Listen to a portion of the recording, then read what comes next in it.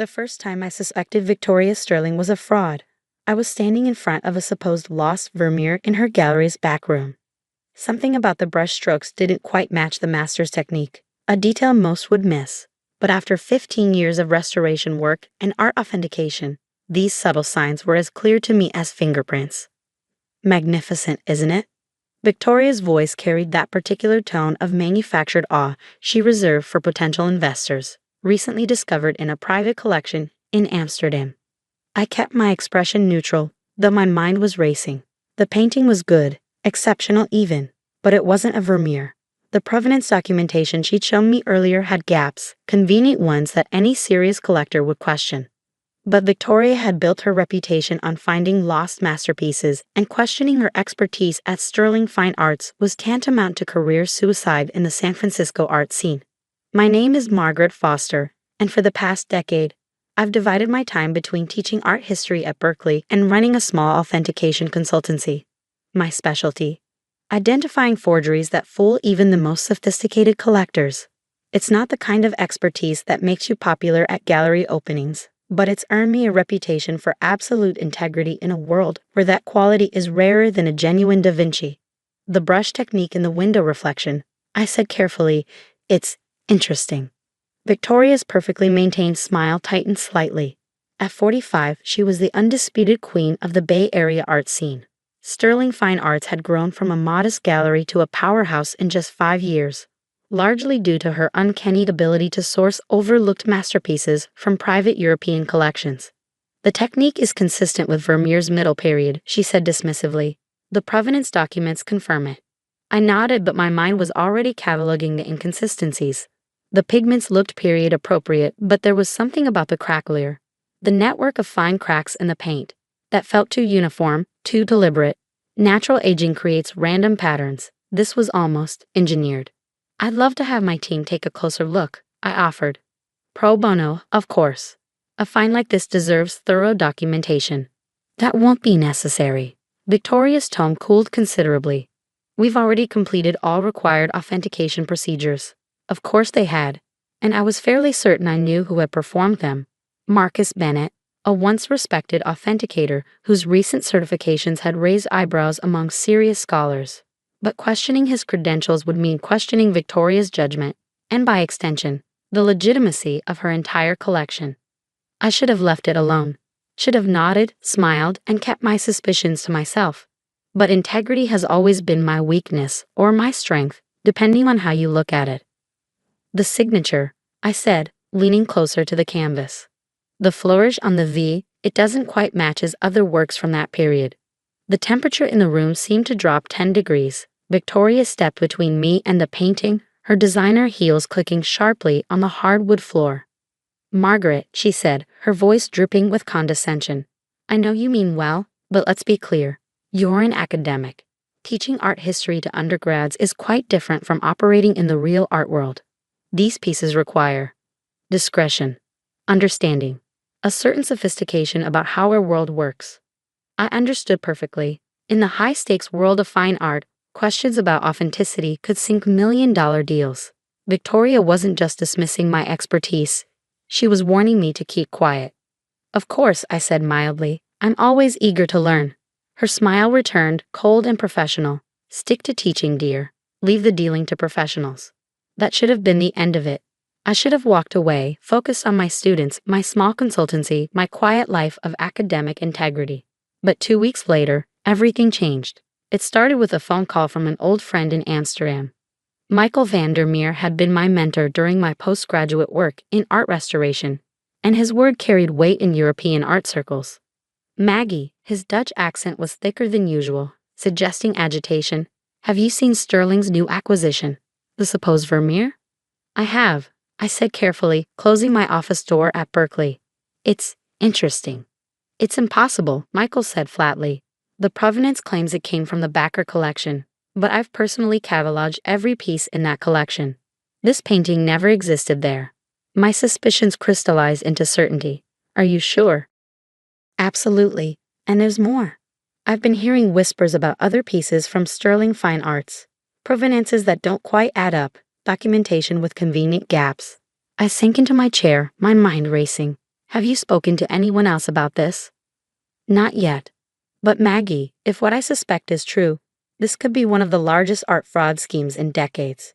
After hanging up, I sat in my darkening office, staring at the art history texts lining my walls. If Michael was right, and I knew he was, then Victoria Sterling wasn't just selling the occasional questionable piece. She was orchestrating a massive fraud, one that threatened the integrity of the entire art market. But proving it would be another matter entirely. Victoria had connections throughout the art world, and her gallery's reputation seemed unassailable. More importantly, she had the one thing that gave her absolute power in our world: trust.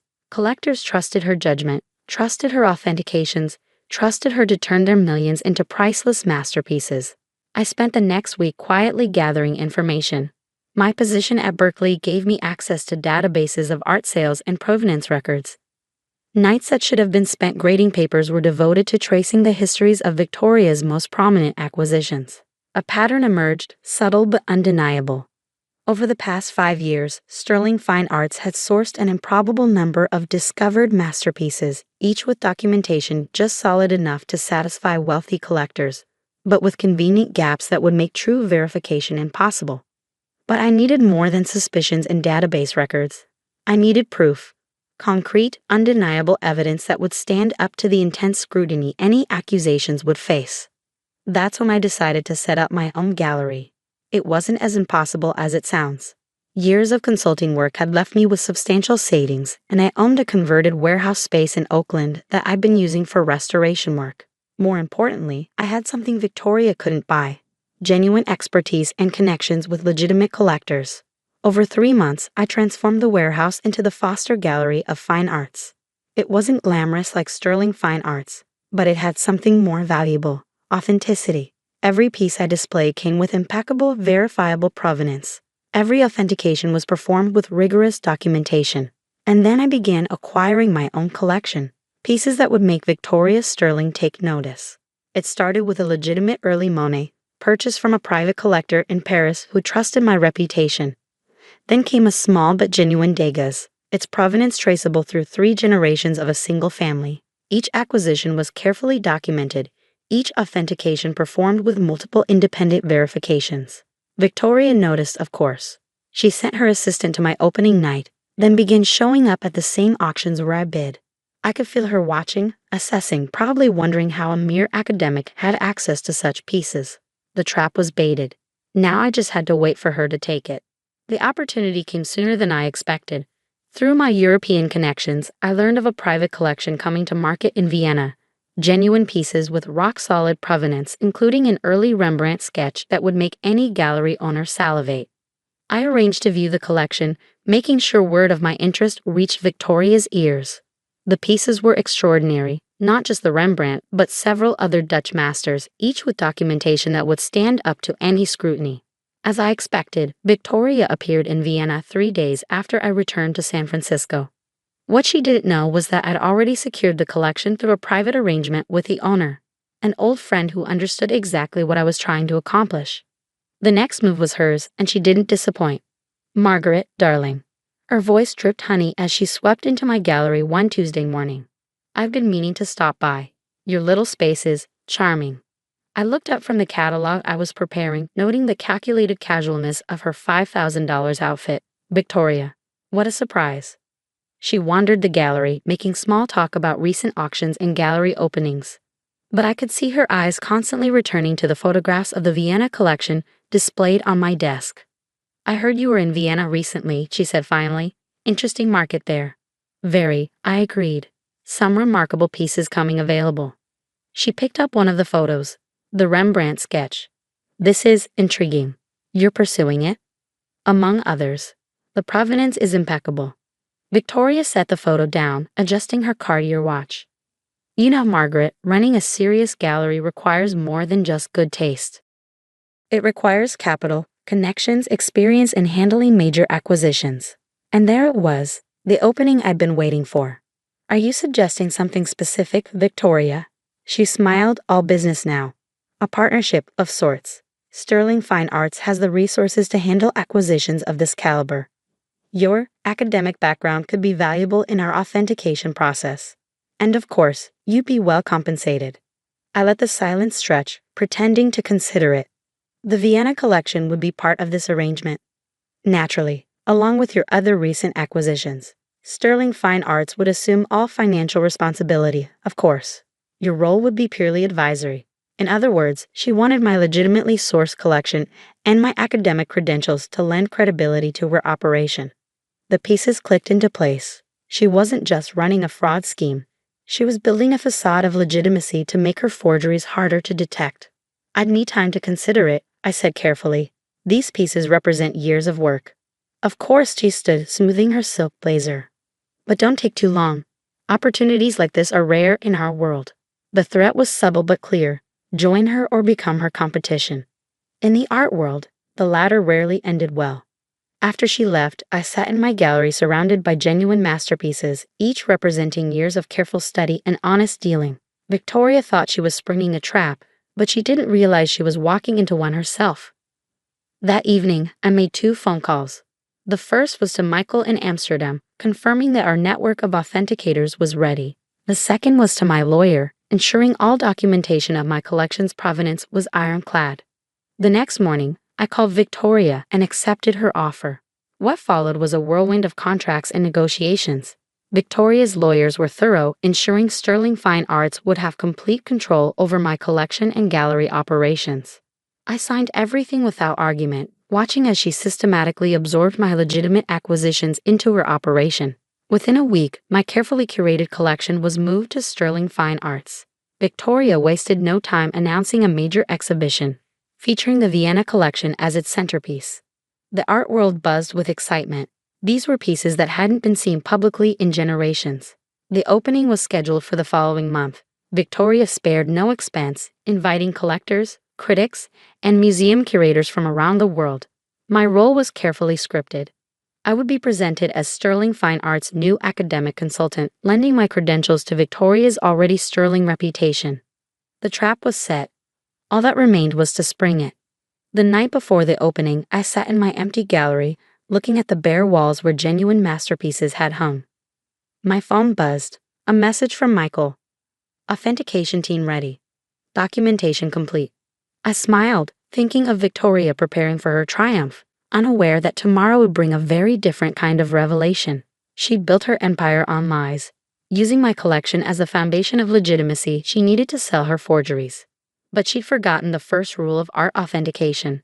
The truth always leaves a trace, if you know where to look. Tomorrow, the art world would discover exactly who the real professionals were. The morning of the exhibition, I arrived at Sterling Fine Arts 2 hours before the scheduled opening. Victoria's gallery had been transformed into a showcase of opulence. Track lighting perfectly positioned, champagne flutes gleaming, and security guards stationed at strategic points. The irony of protecting forged masterpieces with state-of-the-art security wasn't lost on me. Margaret. Victoria's voice carried across the gallery. I need you to review the catalog one last time. We can't have any academic inaccuracies. I accepted the glossy catalog, admiring the professional layout. My legitimate pieces were prominently featured, their impeccable provenances detailed with Victoria's typical thoroughness. But mixed among them were her discoveries, the questionable Vermeer, 3 suspicious Van Goghs, and several other pieces that had raised eyebrows in serious art circles. Everything looks perfect, I said, returning the catalog. The authentication documentation is particularly impressive. Victoria's smile flickered slightly. Was that uncertainty I detected? Yes, well, Marcus has been extremely thorough. Marcus Bennett. The key to Victoria's operation, though she didn't realize I knew exactly how key he was. Over the past month, while helping integrate my collection into Sterling Fine Arts, I'd been quietly building a complete picture of their fraud scheme. It was more sophisticated than I'd initially suspected. Victoria wasn't just dealing in forgeries. She was orchestrating a complex web of fake provenances, manipulated documentation, and carefully crafted stories about each piece's discovery. Marcus provided the technical validation, but the real genius was in how Victoria marketed the forgeries, mixing them with legitimate pieces like mine to create an aura of unquestionable authenticity. What she didn't know was that I'd been documenting everything. 3 weeks earlier, during the collection transfer, I'd accidentally left my laptop open while meeting with Victoria's authentication team. The specially configured device had captured every detail of their internal network, including encrypted communications with their forgers in Eastern Europe. Michael's tech experts had taken care of the rest. The Rembrandt sketch should be the centerpiece, Victoria was saying now, directing her staff to adjust the lighting. The provenance story is perfect, 3 generations in a Viennese private collection, only recently discovered during an estate evaluation. I watched her adjust the frame slightly, remembering how she'd reacted when I first shown her the piece. Her eyes had held that particular gleam I come to recognize. The look of someone seeing not art, but profit. The sketch's discovery story meshes perfectly with the other Dutch masters, she continued. It creates a compelling narrative about lost treasures emerging from old European collections. She was right about the narrative. The art market runs on stories as much as authenticity. Collectors don't just buy art, they buy the romance of discovery, the exclusivity of owning something thought lost to history. Victoria understood this better than anyone. It's what made her forgery scheme so brilliant and so dangerous. But she'd overlooked one crucial detail. The very legitimacy of my collection that made it so valuable to her scheme would also be her undoing. During the past month, I'd watched her operation from the inside, seeing how she and Marcus subtly altered documentation, created false histories, and built seemingly airtight provenances for their forgeries. More importantly, I'd seen how they used my legitimate pieces to lend credibility to their fakes. What they didn't realize was that I brought something else with me besides my collection. A network of the world's top authenticators, all quietly documenting every aspect of sterling fine arts operation. Dr. Elise Dubois from the Louvre had posed as a potential buyer, spending hours examining Victoria's lost Vermeer while secretly documenting the technical inconsistencies in its composition. Professor Heinrich Weber from Berlin's Gemäldegalerie Gallery had reviewed the Van Goghs, his expertise in pigment analysis revealing the careful but detectable use of modern materials. But the real masterstroke had come from an unexpected source. 2 weeks ago, I'd received a call from Thomas Wright, a former student of mine who now worked in digital forensics. He'd found something fascinating in sterling fine arts financial records, a pattern of payments to a small art restoration company in Prague, amounts far too large for legitimate restoration work. The payments correspond exactly with the dates of Victoria's major discoveries. Thomas had explained. And here's the interesting part. The company doesn't actually exist. It's a front for a known forgery operation. I'd added his findings to the growing file of evidence, each piece carefully documented and verified. The authentication reports were damning, but it was the financial trail that would make the case unassailable. Now, watching Victoria direct the final preparations for her grandest exhibition yet, I thought about the other preparations taking place behind the scenes.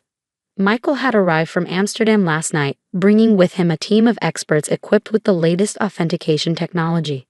They were setting up in a nearby hotel, ready to move the moment the exhibition opened. Margaret? Victoria's voice pulled me from my thoughts. The collectors will be arriving soon.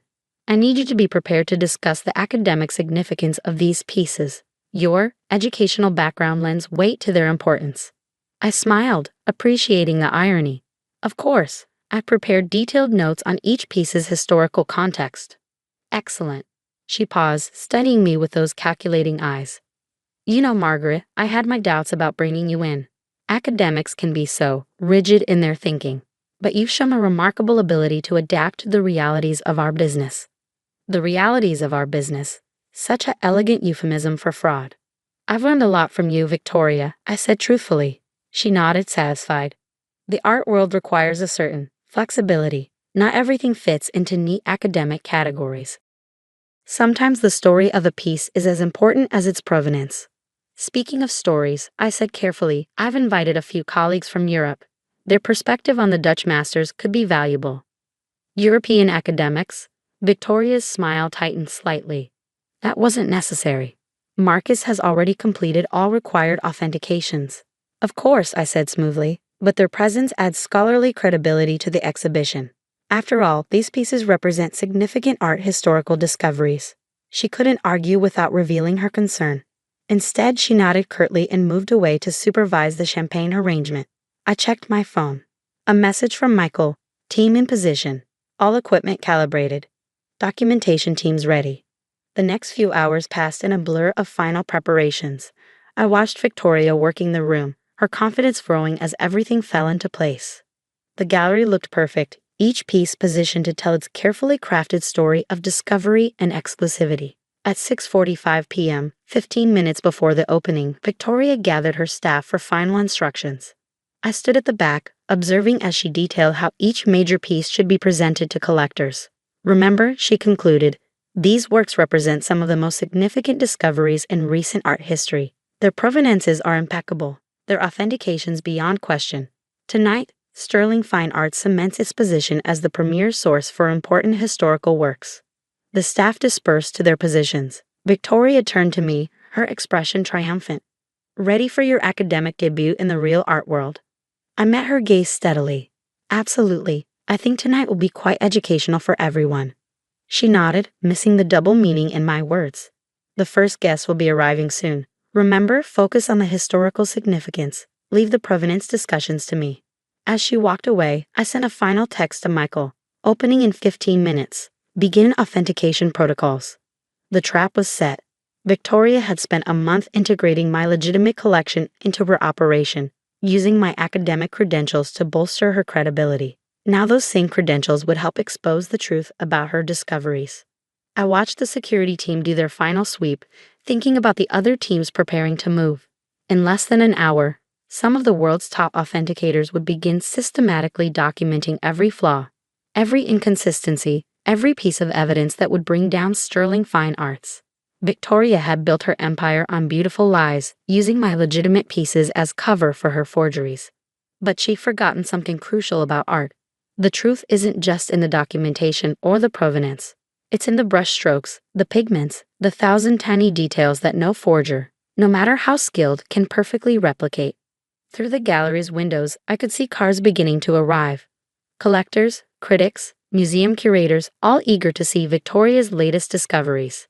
They would see something remarkable tonight, but not quite what they expected. I straightened my jacket and checked my phone one last time. Everything was in place.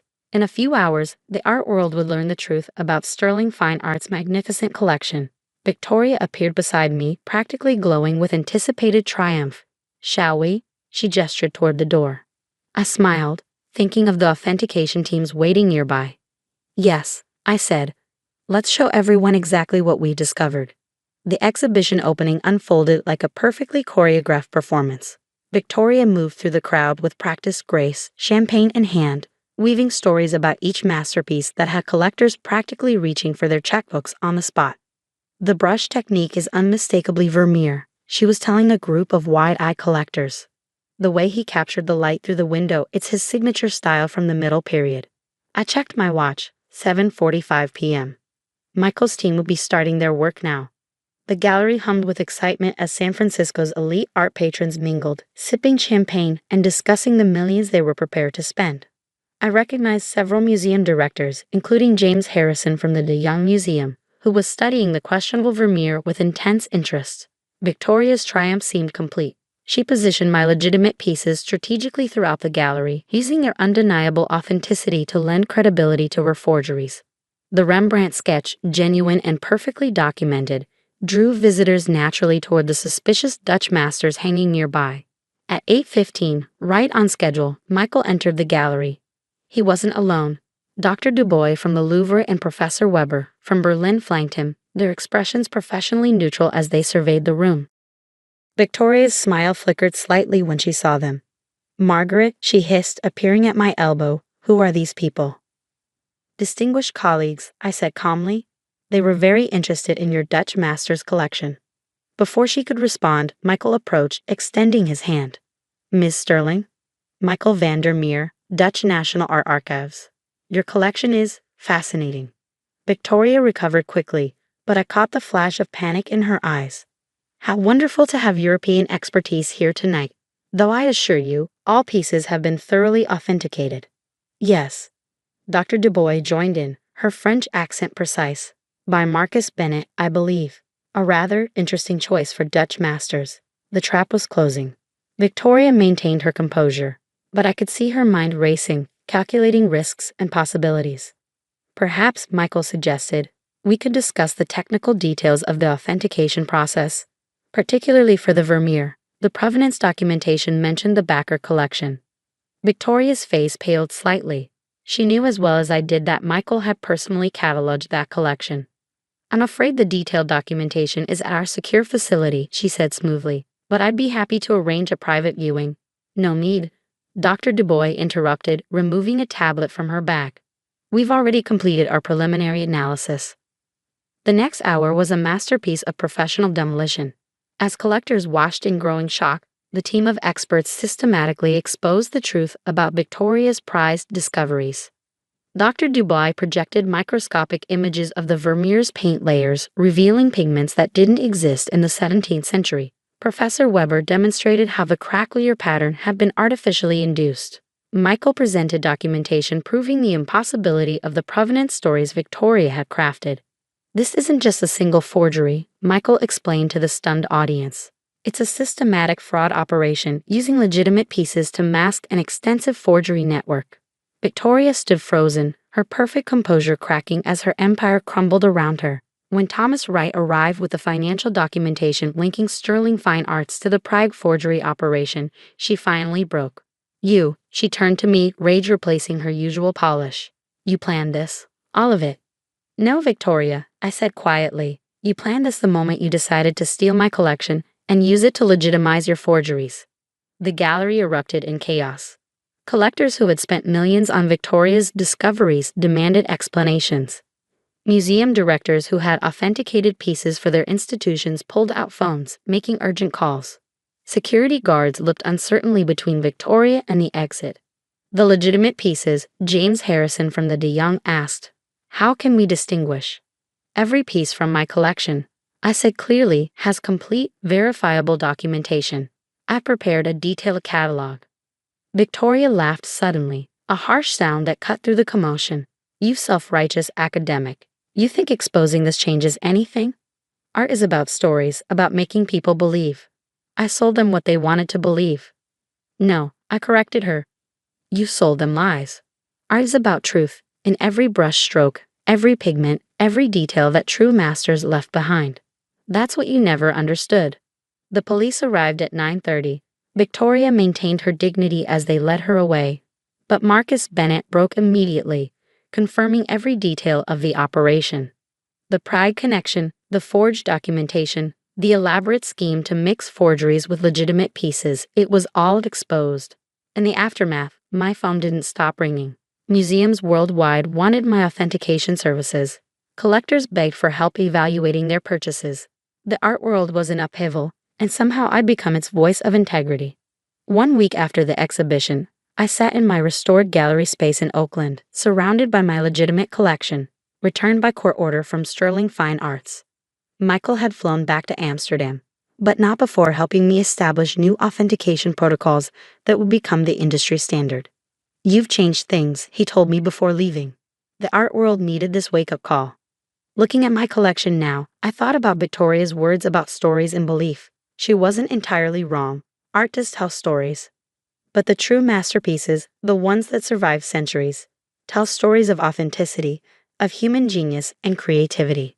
The media called it the Sterling scandal, but its impact went far beyond one fraudulent gallery. The incident sparked a revolution in art authentication, leading to stricter protocols and more transparent documentation requirements. My authentication consultancy became the gold standard, trusted by museums and collectors worldwide. Victoria faced multiple federal charges for fraud and money laundering. The trial made headlines, exposing the dark underbelly of the art world. Marcus Bennett turned state's evidence, revealing a network of forgery operations that reached across Europe. But the real victory wasn't about punishment or revenge. It was about protecting the integrity of art itself, the genuine masterpieces that human creativity has produced across centuries. 6 months later, I received an unexpected letter. It was from Victoria, writing from federal prison. "You were right," she wrote, "about all of it. I forgot that real art carries truth in every stroke. Perhaps that's why your collection always outshone my forgeries. Authenticity has a quality that can't be faked." I folded the letter and looked at the Rembrandt sketch hanging on my wall, the genuine one that had helped expose the fraud. In the master's confident lines, I could see the truth that Victoria had never understood. Real art doesn't need elaborate stories or false provenances. Its authenticity speaks through centuries, carrying the unmistakable mark of genuine human creativity. My gallery flourished, but not in the way Victoria's had. Instead of chasing profits through deception, I built a reputation for absolute integrity. Young artists and collectors sought my guidance, learning to recognize the difference between true masterpieces and beautiful lies. The art world changed too. The Sterling scandal led to the creation of an international authentication database, making it harder for forgers to operate. Museums implemented stricter verification protocols, and collectors learned to value provenance over sensational discovery stories.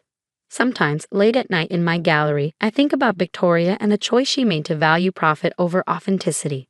In the end, her greatest forgery wasn't the fake Vermeer or the suspicious Van Goghs, it was the lie she told herself about what art really means.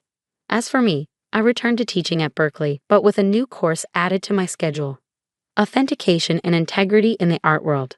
My students learn not just about brushstrokes and pigments, but about the fundamental truth that Victoria never grasped.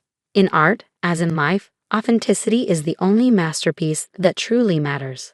The Rembrandt sketch still hangs in my gallery, a reminder of how truth prevails in its own quiet way. Its genuine brushstrokes tell a story no forger could ever replicate, a story of real creativity, true mastery, and the enduring power of artistic integrity. And that's a story worth more than all the forged masterpieces in the world.